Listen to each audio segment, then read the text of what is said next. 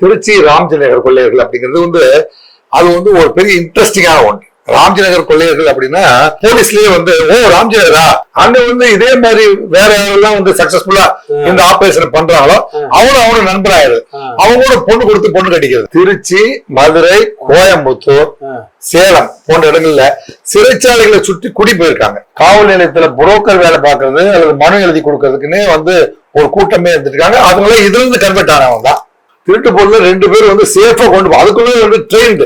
Football ஆடும்போது goal keeper இருக்கான் பாருங்களா, அந்த அளவுக்கு ட்ரெயின் ஆனவன் தான் அந்த திருட்டு பொருளை கொண்டு போய் சேர்க்கிறவன். இவங்க தெலுங்கு பேசுவாங்க, ஹிந்தி பேசுவாங்க, சரளமா வந்து போலீஸ்காரங்க மட்டும் பயப்படாம பேசுவாங்க, டிப்டாப்பா இருப்பாங்க. அங்க போய் பாத்தீங்கன்னா அங்க ஒருத்தன் ஒரு 10 ரூபா நோட்டு, 20 ரூபா நோட்டு, 50 ரூபா நோட்டு அது சிதற விட்டுருப்பான்.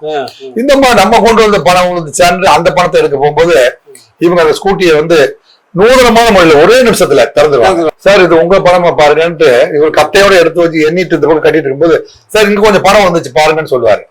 திருத்தணியில நான் ஒர்க் பண்ணும்போது 10 முறை நடந்து போச்சு. 50 சதவீதம் நகர்த்து வந்தோம்னா 12 பங்கு 12 பங்குக்கு எத்தனை சதவீதம் வருதுங்கிறத முறையா பிரிச்சுக்குவாங்க. இந்த போலீஸ் வந்து சம்பவத்துல பிடிச்சிட்டா உயிரே போனாலும் சொல்ல மாட்டாங்க. சொல்றான்னு வந்து அடி வாங்குற திறன் அவங்களுக்கு அதிகம். எத்தனை அடி அடிச்சாலும் 1st degree 2nd degree 3rd degree வரைக்கும் போனாலும் உயிர் போனாலும் உண்மையை சொல்ல மாட்டாங்க.